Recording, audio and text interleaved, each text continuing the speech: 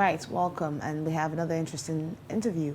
This time we're talking about job interviews and what you need to know about going in there and clearing out and getting that job. Welcome with us, our Monday special, Maka Bobby-Umeano, who is a communication expert. Welcome to DNS TV. Thank you so much. How was your weekend? It was good. Thank was you. Yours? Fantastic. All right, 2017 is over, so people might not really get some jobs at this point in time until next year. For those of us who are hoping to get a job prayerfully first quarter of 2018, what are the tips we should endeavor to have to get into the new year and get the job? You've said the first thing, prayerfully. Okay, we'll pray. Nigerians are very prayerful. But again, prayers without good works, Dead, yes. So that means that an individual really needs to work on him or herself. Yes, 2017 is almost over, but there are lots of interviews going on now in preparation for takeoff in January. So that's why people really need to get their acts on. So what's the act? What's the act? Well, first of all, equip yourself. As it is said, for you to transform, you have to reform. You have to update yourself. You have to take a big view into your the CV you have sent out, study it. Because sometimes people even go as far as getting people to put their CV in order and then send it out without imbibing or swallowing or assimilating what the contents of that CV is. So study your CV so that you know that this is you. Because once you step in, most times the first question is, tell us about yourself. And it's always a big elevator pitch opportunity, but many people tend to lose that opportunity because they begin to wonder, what do they want to hear? Okay, that I'm from so state, or that, no. I have 4 siblings. Or I'm a Christian or a Muslim. Exactly. All those, it's assumed they've seen it. But all they're asking for is for you to be able to represent yourself and basically present yourself. Because communications, as it were, tend to rank high on the list of the recruiters. I mean, what they are looking out for. Others, you begin to talk about leadership, qualities, problem solving, planning and organization, and then the big one, which is teamwork, because eventually you should be able to build trust. But again, you should be able to tell them something that is captivating about you. So you now know that your verbal and non-verbal communication skills should come to fore, because they are watching your body language. Even as you have stepped in, they are reading you all through, from the way you dress, the way you work. Do you exude enough confidence, or do you have a droopy shoulder that probably shows that, oh, it's been a stressful day and you're not even happy to be here. In other words, you're not even happy to take the work. And as it's often said, even if you're not interested in that work, please show up.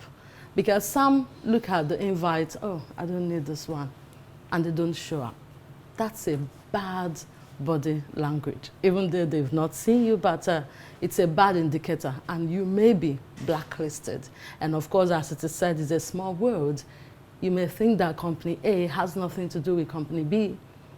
You know, you decided not to show up and you decide to go to company B, there might be a link somehow. And of course, in these days and times of the social media, a lot of things are up there and out there about you on the social media. And of course, most recruiters take a peep into your social presence, and all of those add up to what they eventually, conclude about you. On your CV, how truthful should you be? You know how the interviewers want somebody who's lively, and you know you're who's young too.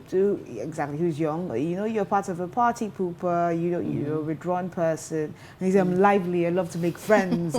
You say all those things just to make, because you say your personality counts. Yes. And then how truthful can you be on your CV? Then when you now look, when you come in for the interview, you want a personality that speaks for you, but it doesn't mean you're not intelligent. You're just a withdrawn person who isn't out there. What are you selling really? Be yourself. Don't impress or over-impress or pretend to be someone else. because eventually when all chips are down, the real you will show. So be yourself. If you're not the vibrant type, still be your cool type. But again, make other things work for you. For instance, be able to establish rapport.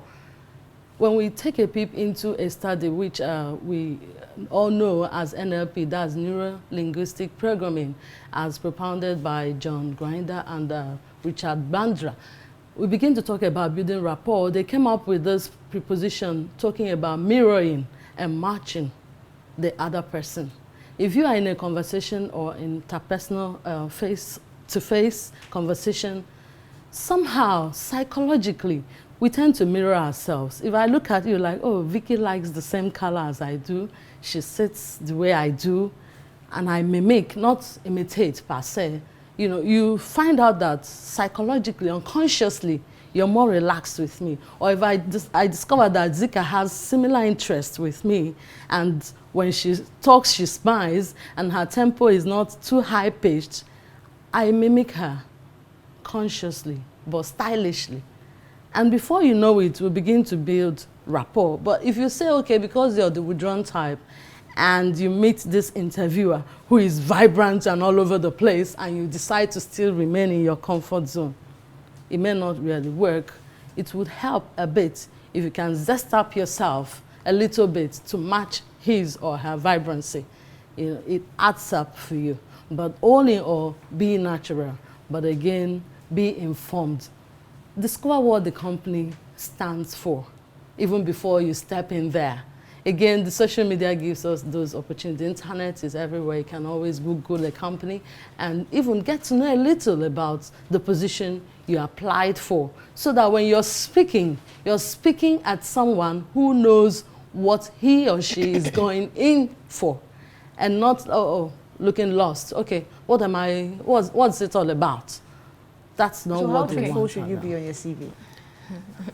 Be truthful, because of course, eventually your certificates would be demanded for, right? No, apart from certificates, you do, the other part where you're trying to sell yourself, I'm vibrant, I'm a go-getter, I'm this, I'm that, and you're not really that person, but you just want to put it there so that they can employ you. Why tell a lie? I mean, because of course, when you must have discovered what the job demands is all about, of course, not every job requires someone who is vibrant all over the place.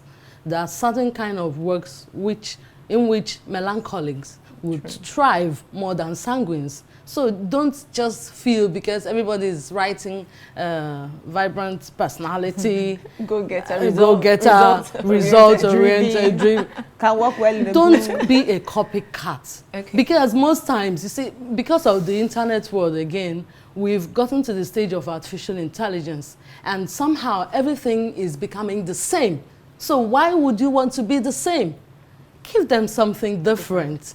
And really, an organization that knows their onions would keep their eye on that unique person who is different from the others, because they want a different result. They don't want to do it the same way. They want to do something out of the box. Okay, you said it starts from the moment the person walks into the company. And of course, the dressing also speaks volumes as well. Right. Now, if you're looking for a job, ordinarily, you don't have money before, looking for that job, for those who don't even have at all. Is it okay to spray perfumes and maybe wear heels? Because there was an interview I went for like 7 years ago for a VJ interview, and I was simple, and I saw people really, they scraped a part of their hair, they wore heels, perfumes were just, the aroma was just everywhere for a job seeker. Is that fine, approaching your interviewer? There are industry specifics. For instance, the VJ thing, of course, you should expect it should be normal. Exactly. But if it's a corporate organization, for instance, bank, and if, for instance, I'm a guy and I show up with dreadlocks, they'll think twice about me, except if probably I came in with a letter from somewhere or someone. And you're expected to get rid of the dreads in a few weeks. Exactly. Yes. But if not, the thing is, dress as you would love to be addressed. It doesn't matter whether you have money or not. We're not talking about looking expensive or spraying expensive perfume. And again, mind you, sometimes the perfume, not everybody can Like stand so. certain Aroma or exactly fragrance. So it might even repel. And then again, it's as good as also asking the question about the color you wear. Color communicates. The color of your clothes says a lot. And sometimes the color of your clothes, you may not know, affects the temperament of the interviewer. There are those who probably don't like red, and you show up in red and they are destabilized. It'll be offensive. Just for your color. All right, and one more question. When it comes to religious bias and picking up a job, how are people expected to handle it? You're a core Christian and you don't think that you should take alcohol. But an alcohol company is seeking somebody in sales and you need a job. You turn up there, you're not an obvious fit. Your personality shows you're not an obvious fit, but you check all the boxes, graduated top of your class, whatever. So how do people begin to handle religious bias and getting that job? I think it's a personal decision. Because first of all, you have to ask yourself, what do I want? Do I want a job, or do I really want my personality and my belief to be at the forefront? So it's a personal decision if you ask me, and we wouldn't sit here and say this is the right thing to do or the wrong thing to do. But if you feel that probably your religion is against drinking, well, I don't know how possible it will be for you to advertise or convince me to drink when you don't take a sip. So it's personal if you ask me. All right. So it all eventually depends on what you want out of your job and what you want to give. And of course, who says that?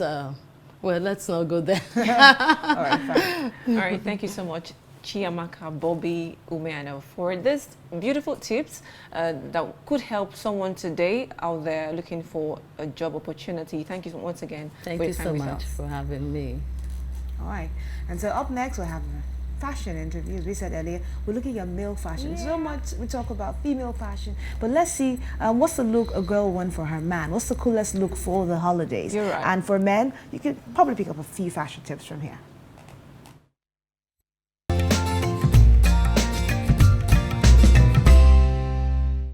Hi viewers, thanks for staying tuned. Now have you seen something you like? A new program, promo or personality maybe? Or have you seen something you don't like? Feel free to let us know by sending a mail to feedback@silverbedgroup.com. That's feedback@silverbedgroup.com. And don't forget to let us know how much you love us. Silverbed TV, it's about entertainment. Today's weather forecast.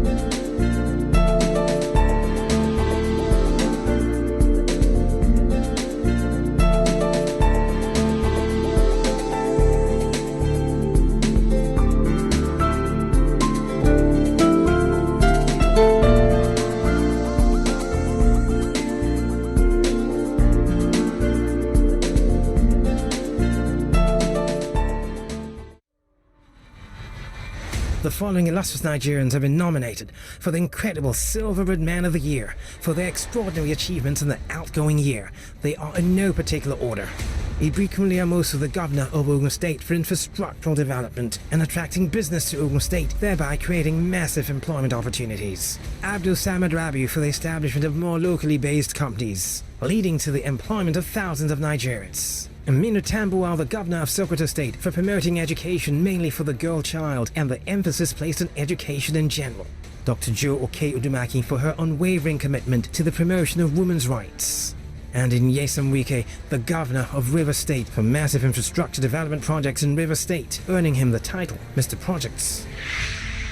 Vote for the nominee of your choice by sending the name of that individual by text. Type SMY, leave a space, and then